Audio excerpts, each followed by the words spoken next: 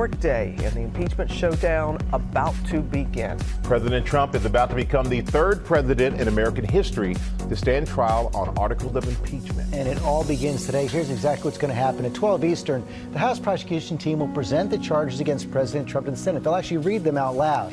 Then at 2 p.m., Chief Justice John Roberts will arrive in the Senate chamber to assume his constitutional role as presiding officer. He's going to be sworn in by the President of the Senate. Then he will swear in the 100 senators. They're going to take a new oath to do impartial justice.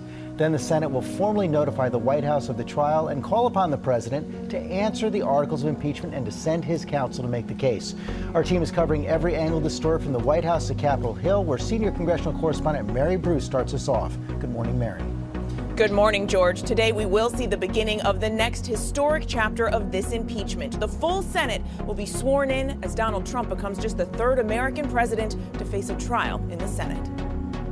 With a stroke of the Speaker's pen and an historic march across the Capitol, the House has passed H.Res. 798, a resolution appointing and authorizing managers for the impeachment trial of Donald John Trump, President of the United States. This morning, the articles of impeachment are now in the hands of the Senate. President Trump put his own personal interests above the national interests, above our national security, and if not stopped, he will do it again. For that reason, he was impeached. And for that reason, the House managers will take the case to the Senate and to the American people. Chairman Adam Schiff is leading the team of lawmakers that will prosecute the case. Later today on the Senate floor, he will outline the charges that the president abused his power and obstructed Congress by pressuring Ukraine to investigate his rivals. Then the Chief Justice, John Roberts, will be sworn in to preside, and he will administer the oath to the full Senate. During the trial, all 100 members will have to sit silently like jurors and weigh the evidence. This is the only body that can consider all factors presented by the House, decide what has or has not been proven, and choose what outcome best serves the nation. The Senate is on trial. We will see whether they conduct a fair trial and allow the witnesses or conduct a cover-up.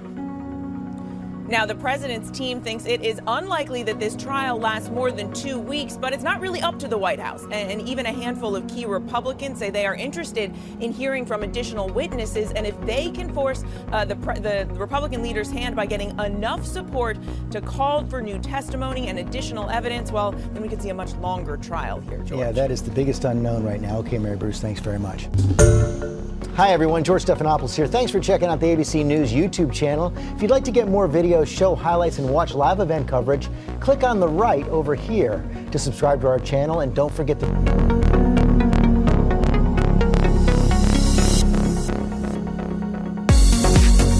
Russian? Following a weekend of street protests, widespread anger over the accidental shooting down of a Ukrainian passenger plane, Iran says it has arrested a number of people for their role in the incident. All 176 passengers and crew members on board the airliner were killed when the aircraft was shot down as it left Tehran last Wednesday. President Hassan Rouhani has given a televised speech saying those responsible will be punished for what he called an unforgivable error. He announced a special court would thoroughly investigate the incident.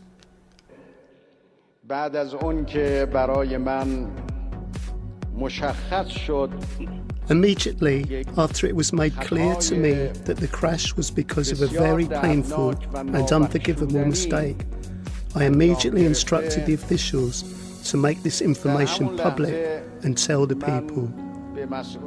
This incident is an extremely bitter incident, and it is extremely hard for people to accept.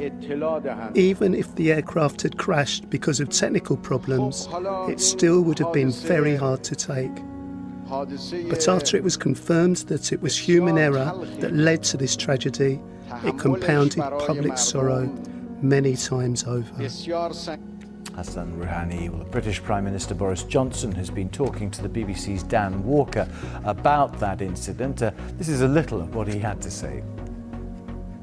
The most important thing now is that tensions in the region calm down, and I was actually in Oman just at the weekend, talking to people in the region, and they don't want a military conflict between the West and Iran.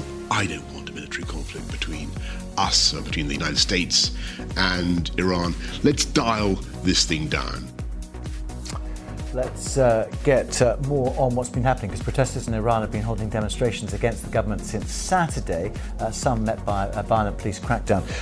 Caroline Hawley joins us from Beirut. You've been monitoring events there. Let's start, if we may, Caroline, just with the arrests. Do we know who, how many? Well, we know what the judiciary is saying, and they are saying that there have been 30 people arrested for taking part in what they call illegal demonstrations. But they have said that they are going to show tolerance to people taking part in legal protests. Now, it's not clear what is the difference between a legal and an illegal protest. You'll remember, of course, that the British ambassador, Rob McCare, was arrested over the weekend. He said that he was attending what started as a vigil, and then there was some chanting and that he'd left. But the Iranians have said that was an illegal protest.